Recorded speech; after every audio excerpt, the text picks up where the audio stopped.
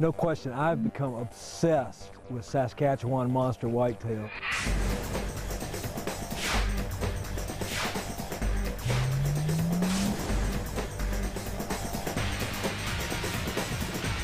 Incredible animals, wilderness whitetails, 300-pounders, gnarly racks.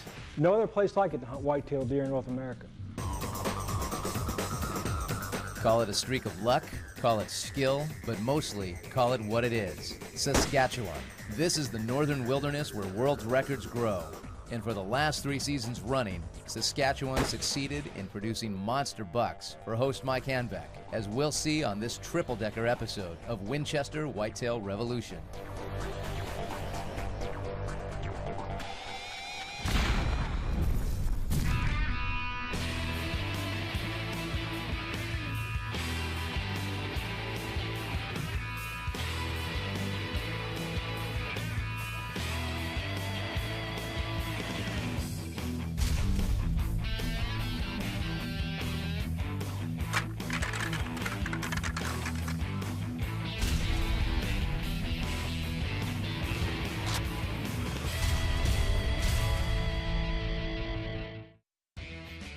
Winchester's Whitetail Revolution is brought to you by Winchester Ammunition, the American legend.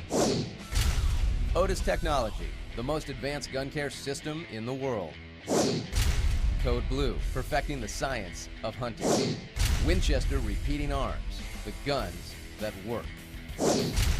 Bushnell Optics, magnify life.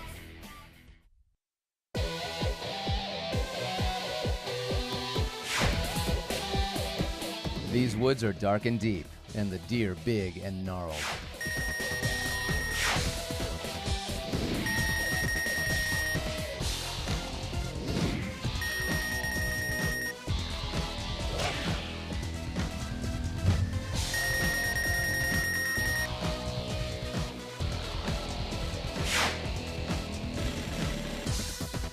This is my annual trip to northern Saskatchewan. Been coming to Saskatchewan actually since the late 1980s. As one of the first American writers to come up here and actually hunt whitetail deer when it was just getting going for non-residents. Ever since then, been hooked on the place.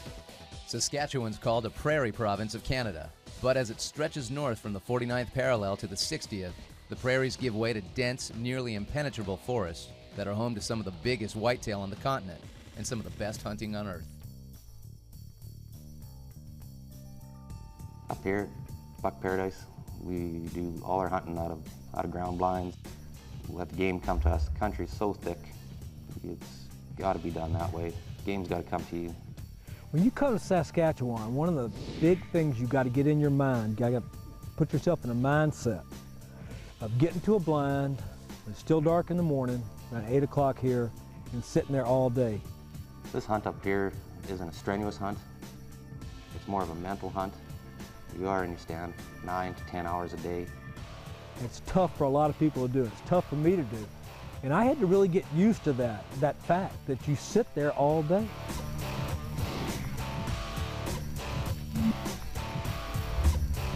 Anything can happen. You never know when it's going to happen, but it will happen up here. You just never know, and that element of surprise is what you've got to do, but you definitely got to get in the mindset of coming up here and sitting all day and focusing and hunting all day.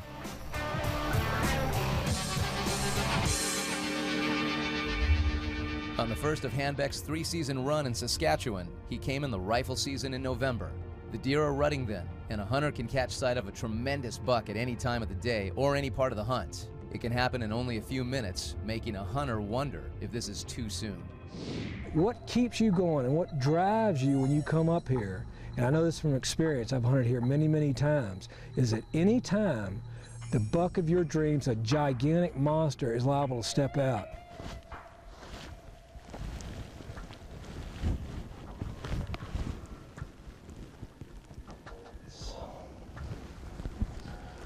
I can't pass that buck up.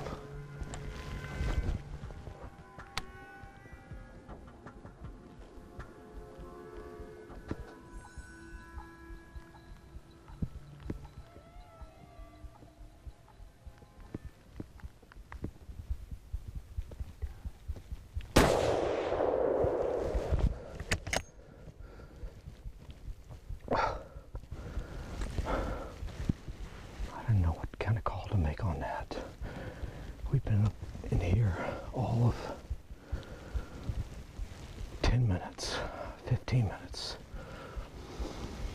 A big deer like that came out and you're up here for 5 days and you can wait and shoot a bigger one, probably, maybe, and maybe not, but he was heavy. It looked like he had some stickers. He looked like he was a good 10.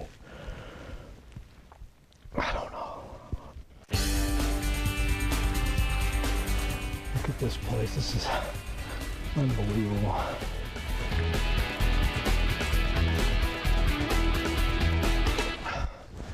Oh my God. Oh. Oh. What a beautiful animal. A deer like this. This is why Saskatchewan is one of my favorite places in the world to hunt for big whitetail, because look at the mass on that animal. That's 7 or 8 inch bases. Are you kidding me? Are you kidding me?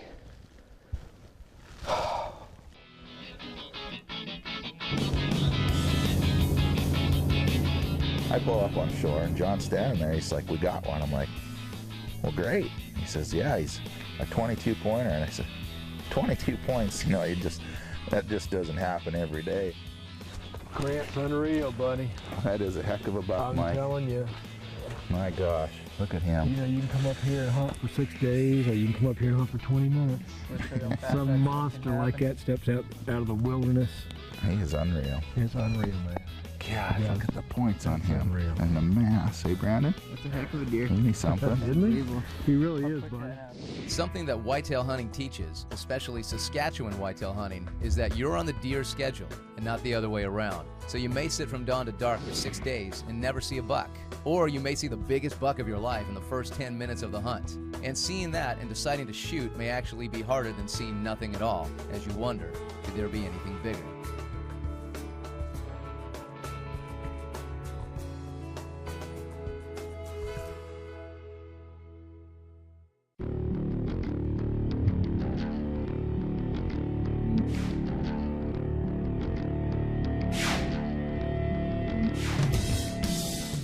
That's why you keep coming up here to the North Country to hunt these deer, because you never know what's going to happen.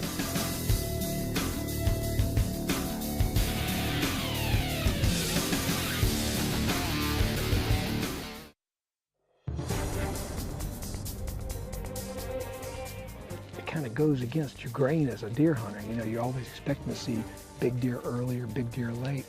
If we shoot a big deer, I expect it to be in the middle of the day. I really do.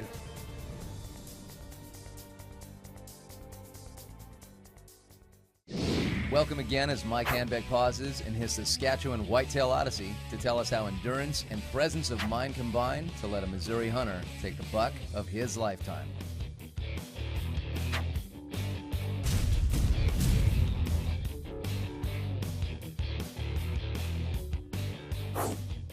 One December day, John Sullivan was hunting in the suburbs of Columbia, Missouri. Extreme cold and snow almost drove him from the woods, but then he saw some does. He looked back and a monster buck was coming. The buck walked within 10 yards of John's stand. He drew his bow back, but there was a problem. The deer stopped smack behind a tree. John shivered. He either had to let down the buck of a lifetime or find a way to make that shot. He could hold draw no longer, so he leaned over, contorting himself, and took an almost sidearm shot. The arrow was perfect. 17-pointer scored in at 184 3/8. Two keys to John's success. One, he toughed it out in the cold and snow, when a lot of hunters would have called it quits. And two, John sized up the deal and made a gut decision to take that tough shot. And man, did it pay off. For more great big buck action, check us out on the web at versuscountry.com. You know, prime time to hunt up here in Saskatchewan is anytime during the November rut. They hunt 4 or 5 weeks up here in November, and really when the rut gets kicking and the big bucks are moving, any of the weeks is good. It's a crapshoot. It's all good.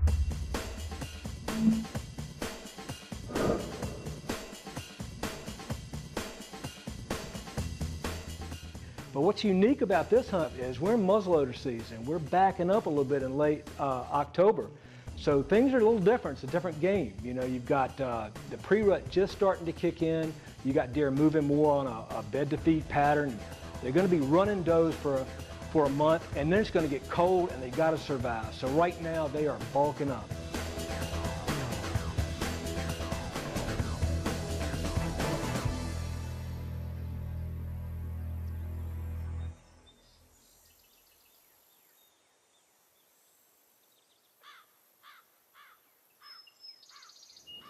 Doe just came in.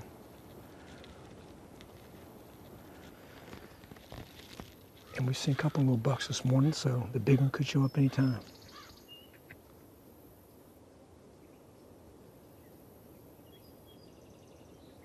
Big old doe.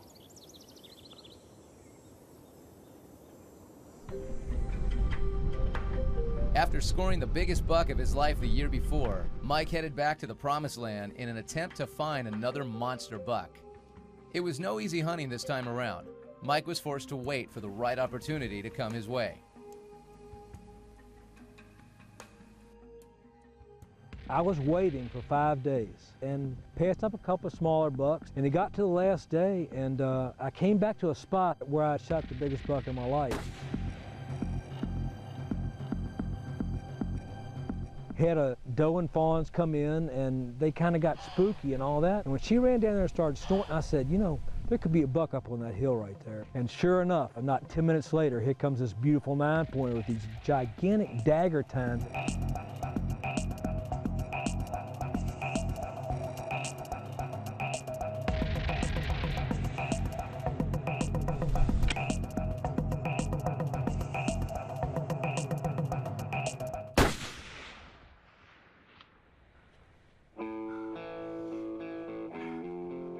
The deer came in 50 yards, it was perfect. I was right on him, made a perfect shot.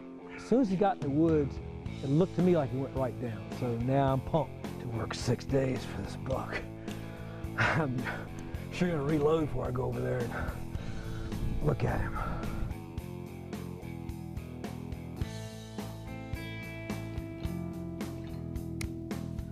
Okay, let's go.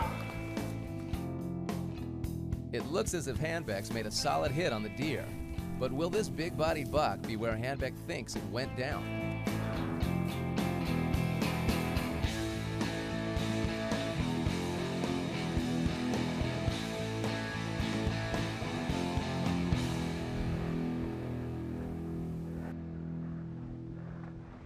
I'll tell you, muzzleloader hunting is fun and frustrating for me too. Back here farther. I love it, but you never know what's going to happen. I went over there and I bet $1 million the deer was laying right there where I saw him go down. Yeah, I've come this far, I don't know.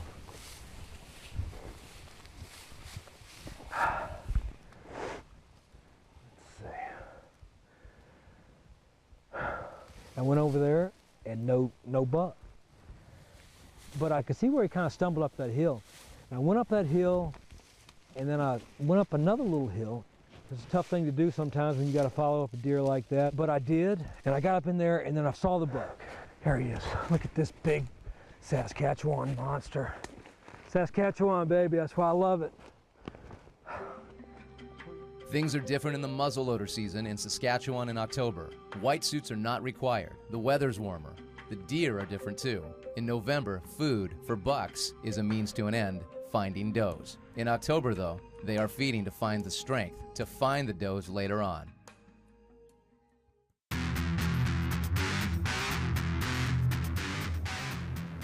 Big buck, big buck.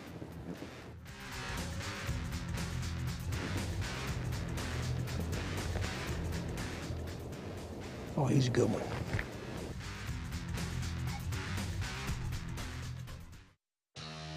Winchester's Whitetail Revolution is brought to you by Winchester Ammunition, the American legend. Otis Technology, the most advanced gun care system in the world. Code Blue, perfecting the science of hunting. Winchester Repeating Arms, the guns that work. Bushnell Optics, magnify life. There's a question out there about whether we want our white-tailed deer to be born in laboratories and raised in feedlots. More and more, it seems the craze for giant bucks could be leading to practices that may be ethically questionable or even risky wildlife business, as Mark Kaiser and Mike Handbeck discuss.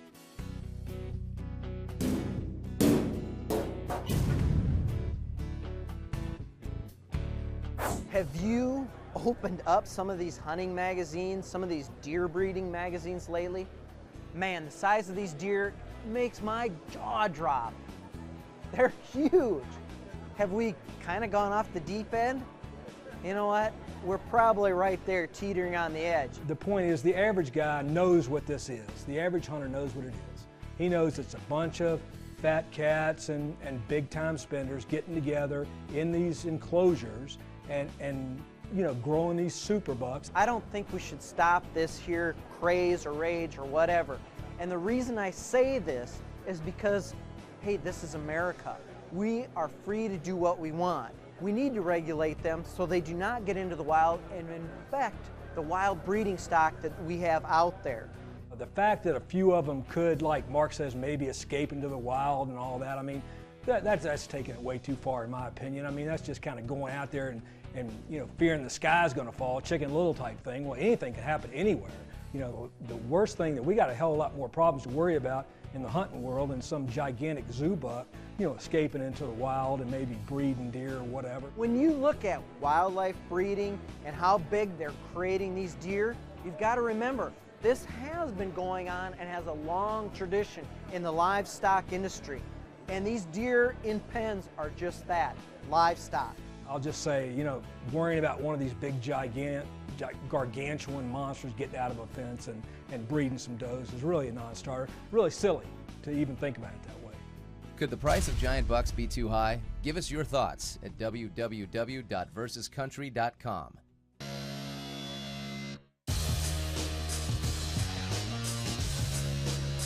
I mean, one thing I find fascinating up here is you don't see a lot of deer every day normally. You know, maybe 4 to 6 deer, 10 on a good day. And I may not shoot one at all. 2 hunting seasons in Saskatchewan have meant 2 great deer for host Mike Hanback. The question now is, can he make it 3 in a row this time again, using a muzzleloader in October?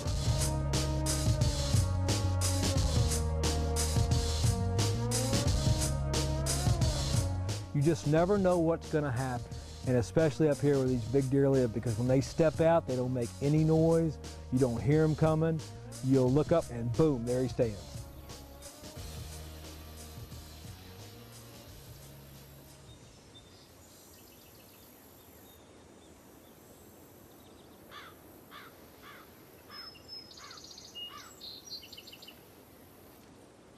Saskatchewan's whitetail are genuine ghosts. If it weren't for the sign they leave behind, hunters might not even know that any live there. But if a hunter waits long enough in the right place, he may just have the rumors confirmed and his wildest dreams fulfilled. Big buck, big buck.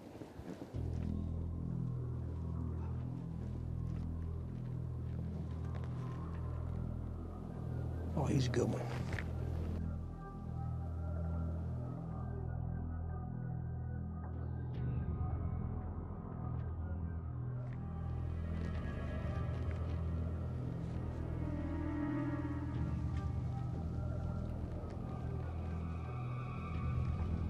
Just got to clear. There's 2 trees right there.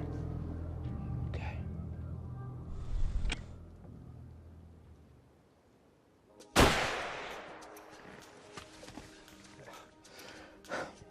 That's a big buck right there. That's a great buck. He went look like he took off like a shot down towards the lake off that ridge, right where we came up. Oh man, what a buck. Saskatchewan. Oh my gosh, look at that buck. Oh man, wow. Every time I come up here and travel thousands of miles, I never take for granted how lucky I am to be able to come up here and hunt these big deer, because it just fascinates me. The way they come through, the way they can survive up here, number one, in this kind of country. Rough country, wolves, coyotes, the winters, of course. Grow to 300 pounds like this, sneak around, don't even hear them coming. They just fascinate me. I'm obsessed with them, really am.